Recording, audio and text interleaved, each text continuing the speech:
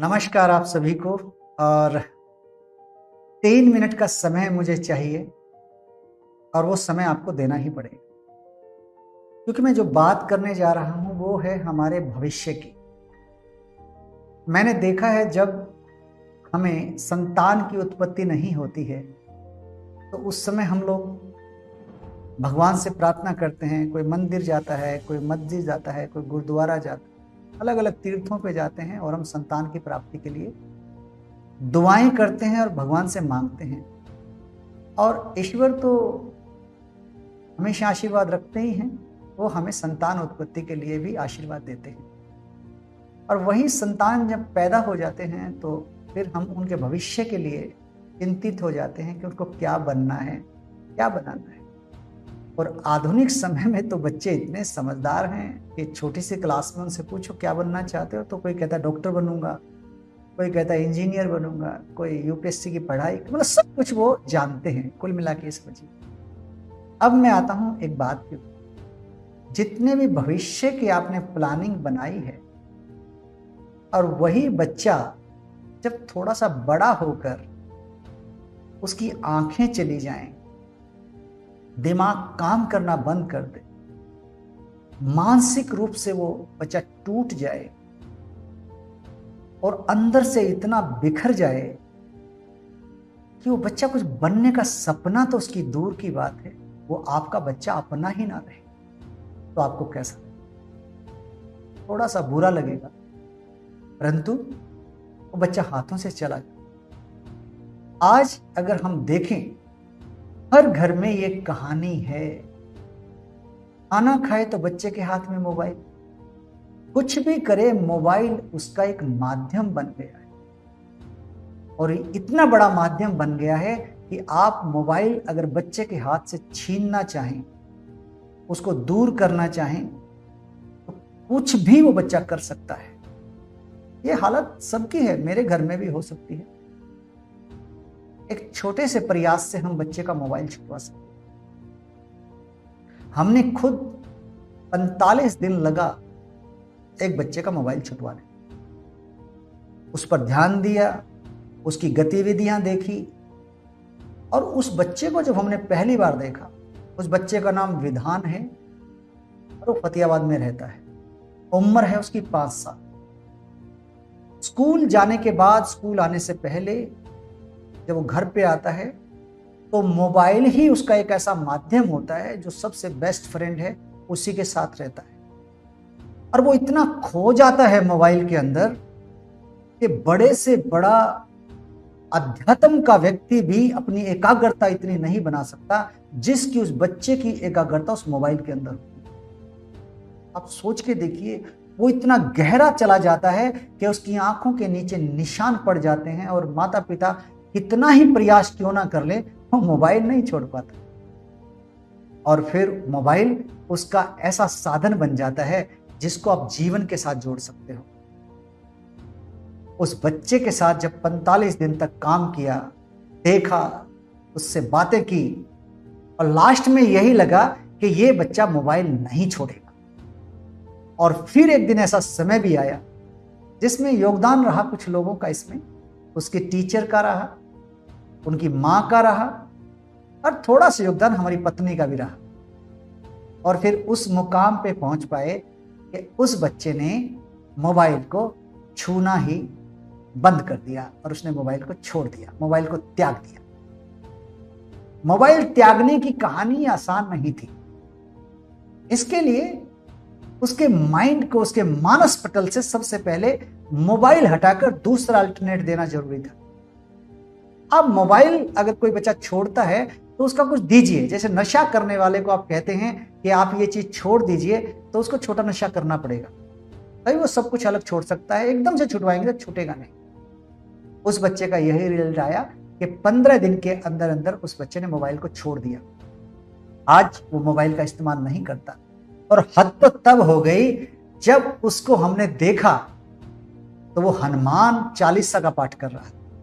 आप सोच सकते हैं एक टीचर को कितनी खुशी होती होगी कि उसका कोई स्टूडेंट मोबाइल को छोड़कर हनुमान चालीसा का पाठ करने लगे, गुरुवाणी का पाठ करने लगे। और उसके धीरे धीरे दिमाग से वो चीजें दूर जाने लगे और वो जो पॉजिटिविटी उसके अंदर आने लगे, यही उस बच्चे का जीवन बनता। ये कर दिखाया केवल एक बात ने कि हमने उसको केवल इतना बोला कि तुम अगर मोबाइल को छोड़ोगे तो आपको डिप्टी कमिश्नर सम्मानित करेंगे। उसने झटके कहा, क्या मुझे डीसी साहब सम्मानित करेंगे? पक्की बात? मैंने कहा बिल्कुल पक्की बात।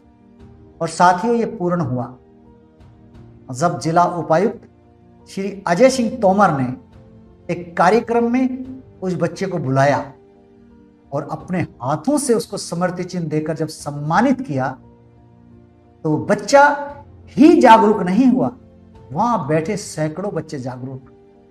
और आज आलम यह है, जो ही मीडिया में यह खबर चली कि बच्चे ने छोड़ा मोबाइल, बच्चे ने कहा बाय बाय, उसका असर बहुत हुआ।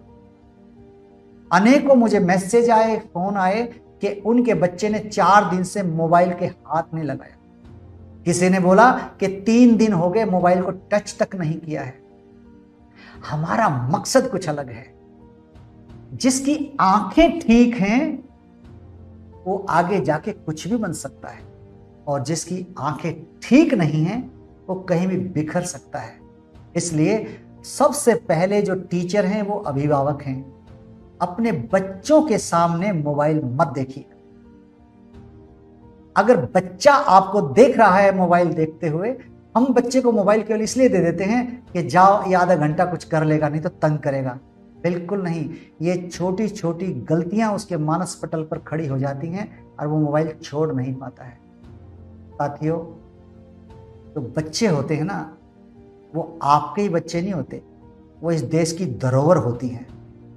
अरे जो बच्चा कैप्टन बनना चाहता है, कर्नल बनना चाहता है, पुलिस में जाना चाहता है, फौज में जाना चाहता है, उसकी आंखें ही नहीं होंगी तो कहां से जाएगा?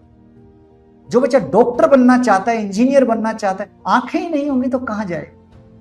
इसलिए उनके भविष्य को बचाने के लिए आपको, हमको, सबको खड़ा होना पड़ेगा और घर से ही काउंसलिंग शुरू करनी पड़ेगी।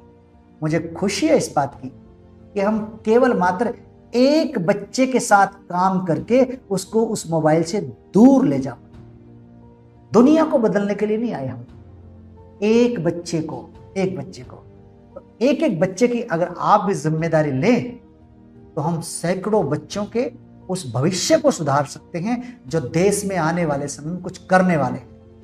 क्योंकि जो बच्चा आज 5 साल का है, आने वाले समय में वही बच्चा 20 साल का हो और वो देश का इतिहास लिखेगा और देश का भविष्य लिखेगा कि मुझे डॉक्टर बनकर सेवा करनी है, मुझे आईएएस बन के सेवा करनी है, मुझे आईपीएस बन के सेवा करनी है, मुझे संत बन के सेवा करनी है, मुझे फकीर बन के सेवा करनी है और मुझे एक बाबू बन के सेवा करनी है। ये तभी संभव है जब उसका मानस पटल पे नेगेटिविटी आना बंद हो, वो सही देख पाए, सही खा पाए, वो हमेशा पॉजिटिव सोचे। वो तभी संभव है जब उसको मोबाइल की लत से आप बाहर लेकर जाए।